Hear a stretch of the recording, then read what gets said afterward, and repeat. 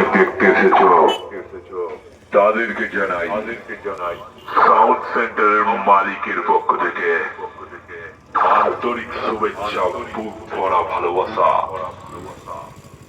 Sound centre sound check করবে নতুন স্টাইলে, নতুন গানে। আর সাউন্ড সেন্টারের উন্নতি দেখে যেসব সালা ফেটে যাচ্ছে তাদের আরো ফাটাবো, বুঝলে?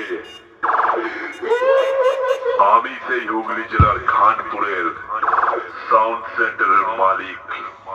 তোদের ওপেন চ্যালেঞ্জ করে গেলাম, কোন